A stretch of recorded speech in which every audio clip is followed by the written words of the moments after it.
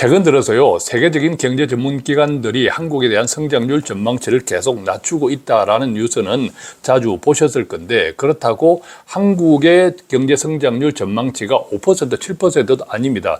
불과 2%도 되지 않은데 이것도 계속 떨어지고 있는 형편. 이러다가 1% 이하 소수점 단위까지 떨어지면서 심지어 어느 날 갑자기 후진국이 되지 않을까라는 걱정까지 있습니다. 그렇다면 우리는 이 같은 형편들을 어떻게 이해하고 무엇을 어떻게 준비해야 할까 관련해서 뉴스 3가지를 가져왔는데 좋은 공부가 되면 좋겠습니다.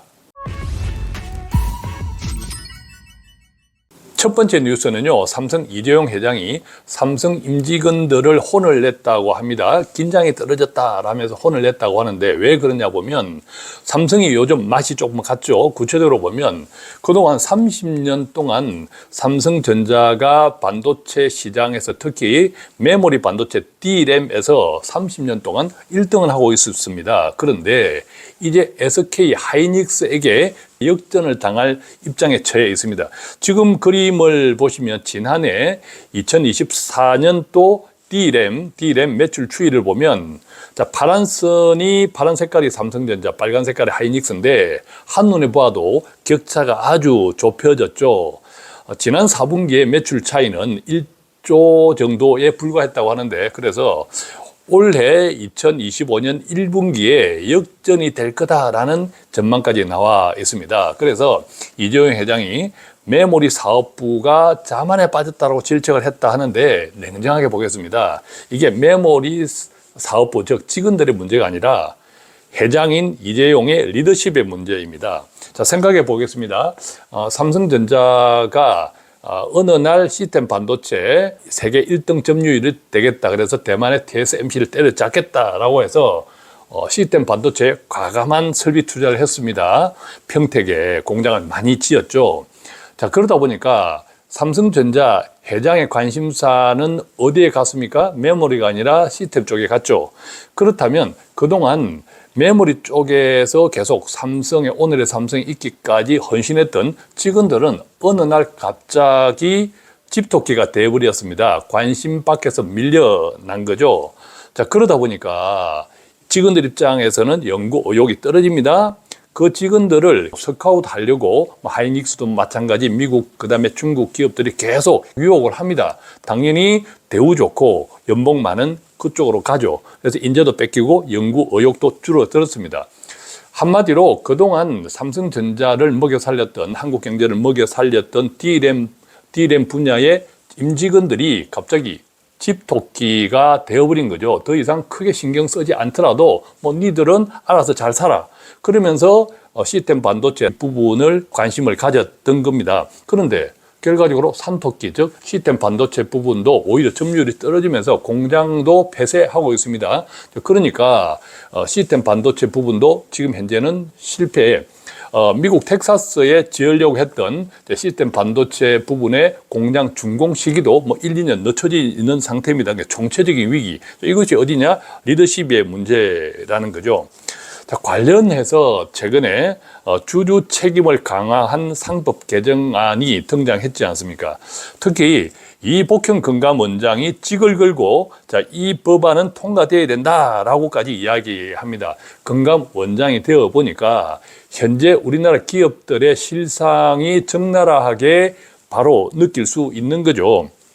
자, 우리나라 기업들은 외국의 글로벌 선진 기업들과의 차이는 뭐냐 하면 3대 세습을 대부분 하고 있습니다. 그것을 당연시하고 있죠. 이사회라고 하는 것은 거수기에 불과합니다. 그래서 이것을 개선하지 않고서는 앞으로의 글로벌 경쟁 시대에서 살아남기 힘들다라는 것이 중장기적인 관점에서 한국 경제 그리고 한국 경제를 짊어지고 있는 대기업들이 넘어야 할 과제가 아닌가 생각합니다. 물론 단기적으로는 영향이 있겠죠. 경영에 영향이 있을 겁니다만 그 단기적인 영향 때문에 중장기적인 문제를 계속 뒷전으로 밀쳐놓으면 그 책임, 그 여파, 그 후폭풍은 결국 우리 한국 경제에게 밀려오고 해결하기가 점점 힘들어집니다. 자, 그것을 이번에 삼성전자의 문제에서 좋은 안목을 가졌으면 좋겠다 생각하고요. 자, 그렇기 때문에 삼성전자도 이재용 회장의 리더십의 문제 그리고 현재 발목이 잡혀 있는 시스템 반도체의 투자 문제, 즉 뭐 계열 분리, 분사 이런 부분이 해결되지 않는 한 제 개인적으로는 삼성전자 주식에 대해서도 조금 보수적으로 생각합니다. 그래서 제 개인적으로는 요즘 삼성전자 주당 가격은 뭐 괜찮은 가격입니다. 오를 수 있는 가격이고 최근에도 좀 올랐죠. 그렇지만 개인적으로는 단기 7만 원 정도까지가 고점이 아닐까라는 생각을 가지고 있습니다. 판단에 참고하시고요. 두 번째 뉴스는요, 중국입니다. 자, 최근 중국이 올해 들어서 미국에 계속 3번 3년타 강펀치를 날리고 있는데, 첫 번째 펀치는 우리가 알고 있는 것처럼 AI 솔루션 딥시크가 갑자기 등장했죠. 자, 이 딥시크는 가성비가 최강이었습니다. 그리고 중국의 스타트업이었습니다. 그 덕분에 엔비디아가 그날 폭락을 했죠. 두 번째 펀치는 양자 컴퓨터입니다. 양자 컴퓨터의 딥시크라고 이야기되죠. 이것도 역시 중국 스타트업 오리진 퀀텀에서 양자 컴퓨터 오리진 우쿵이라는 것을 만들었는데, 이것이 이 덕분에 i1Q나 리게티 등 미국 시장에서 양자 컴퓨터 대표적인 종목들의 주가들이 폭락을 했고 지금도 계속 헤매고 있는 중입니다. 참고로 오리진 우쿵은 중국의 독자 기술, 스타트업 독자 기술로 만든 72 큐비트 규모의 초전도 양자 컴퓨터인데요. 대표적으로 미국의 양자 컴퓨터 기업 i1Q에서 올해 출시 예정인 64 큐비트 양자 컴퓨터보다 규모가 큽니다. 참고로 큐비트는 양자 컴퓨터의 성능을 나타내는 기본 단위인데요. 큐비트가 많을수록 더 복잡한 계산을 할 수 있다고 합니다. 그러니까 양자 컴퓨터 부분에서 중국이 오히려 앞서 있다라는 뜻인데, 중국은 지난해 기준, 지난 2024년 기준 3,217건의 양자 컴퓨터 특허를 가지고 있다고 합니다. 이것은 미국은 2,740건을 가지고 있다 하는데 당연히 미국을 넘어서 세계 1위이고, 특히 오리진 퀀텀은 미국 IBM을 제치고 단일 회사 기준으로서는 양자 컴퓨터 특허를 보유한 세계 넘버 원 기업으로 부상했다고 합니다. 자, 세 번째 펀치, 강펀치는 중국의 대표적인 전기 자동차 회사죠. BYD입니다.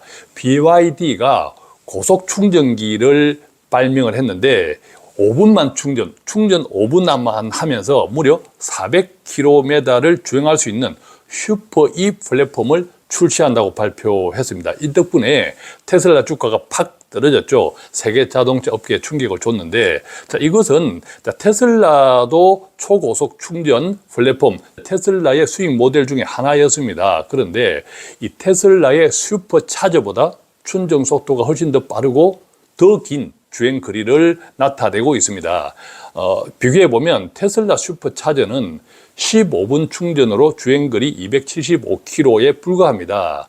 자, 그런데 앞서 말씀드렸듯이 BYD가 발표한 이 초고속 충전은 5분 충전으로 400km 주행이니까 엄청나게 차이가 나는 거죠. 자, 그 덕분에 테슬라가 주가가 계속 떨어지고 있는데, $300 깨진 지는 얼마 되지 않았지만 추락하는 것은 날개가 없다는 속담처럼 계속 떨어지고 있습니다. BYD의 초고속 충전 이 발표 때문에 주가 하락에 기름을 부은 꼴이 되어 있습니다. 뿐만 아니라 중국은 완전 자율주행 무인 자동차 시장도 급속하게 확대하고 있는 중인데, 알다시피 테슬라 역시 큰 수익 모델 중에 하나가 바로 완전 자율주행입니다.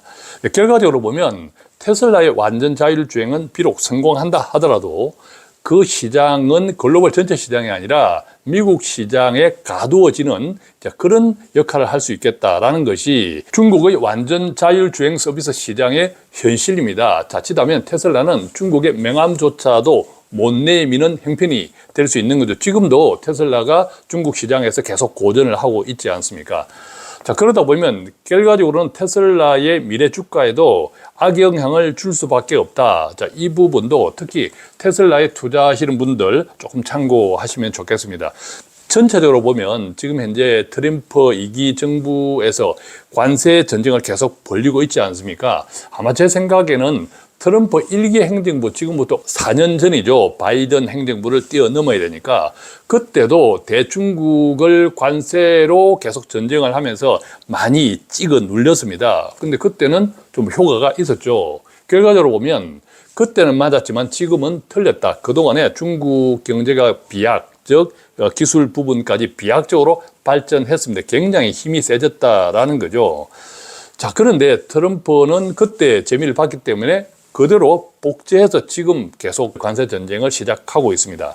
자, 그런데 결과적으로 보면 관세 정책만으로는 대중국에 대한 미국의 우위를 지켜내는 것은 쉽지 않아 보입니다. 오히려 미국 경제의 소비자 물가 인상, 그 다음에 기업 이익 감소 등을 비롯한 전반적인 경제 침체를 과속화시킬 수 있고 결과적으로 미국 자국 경제의 내상만 키울 수 있다. 뭐 그렇다고 미국 투자를 포기하고 중국에 한다? 또 그것도 아닌 것이 여전히 공산당 문제가 있고 이것은 부패 문제로 직결되고 또 부동산 문제와 연결되는 부채 문제가 여전히 잠복되어 있는 그런 형국이죠. 결국은 트럼프 2기 경제정책은 수정될 것이라고 생각합니다. 오히려 중국과 미국과 중국의 가운데 끼어 있는 한국 경제가 더 험난할 수밖에 없다. 그러니까 한국 정부도 줄타기를 잘해야 되고 또 투자자 입장에서는 미국은 그럼에도 불구하고 여전히 첫 번째 투자 지역, 아마 트럼프 행정부의 경제정책이 저는 수정되리라고 봅니다. 그 다음에 중국에도 관심을 가지는 정족. 세 번째 뉴스입니다. 이것은 정말 서민 경제에 직결되는 건데 오늘자 뉴스입니다. 최대행이 어떤 이야기를 했냐 하면 요즘 집값이 서울 강남 상구를 선두로 해서 집값 오름세가 심상치 않죠. 그러다 보니까 최대행이 어떤 이야기를 했냐, 모든 규제 그리고 금융 규제까지 총동원해서 집값을 억제하겠다, 필요시 특단의 조치를 하겠다라고 했는데 저는 또 가상금리냐라는 생각이 듭니다. 금융 부분에서는 지난해요, 2024년 시중 은행들의 이자 수입만 60조 원이었습니다. 즉 부동산을 규제하겠다 해서 결국은 은행 배만 불린 꼴이 되고 있거든요. 자, 이것은 정말 문제가 있는 거죠.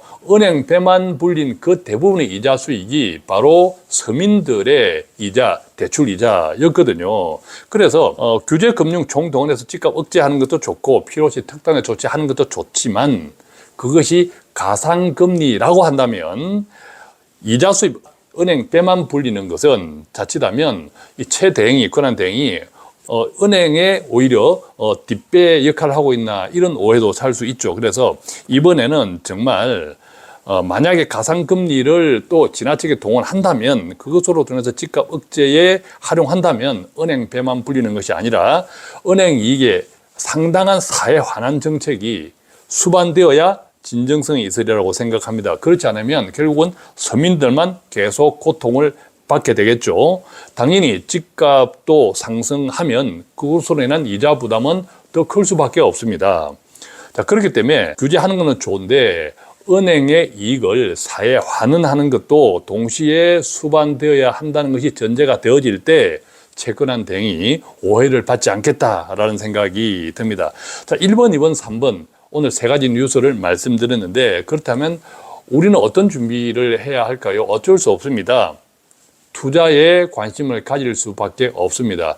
투자 역시도 글로벌한 시각, 제가 미국도 이야기하고 중국도 이야기하고 국내 특히 삼성전자도 이야기 들었지만 글로벌한 시각으로 분산해서 투자에 대해서 적금식부터 시작해서 시간 투자, 특히 여윳돈으로 다양한 관심을 가지면서 결국은 나의 은퇴자산, 노후 준비, 그리고 내가 가지고 있는 목돈 관리 등등을 인생 길지 않습니까? 고령화되고 점점 수명이 길어지는 시대에서 이것들을 좀 폭넓게 준비해야 되겠다. 자, 그런 것을 분명하게 체감할 수밖에 없는 시대에 살고 있지 않는가라는 생각을 가집니다. 고맙습니다.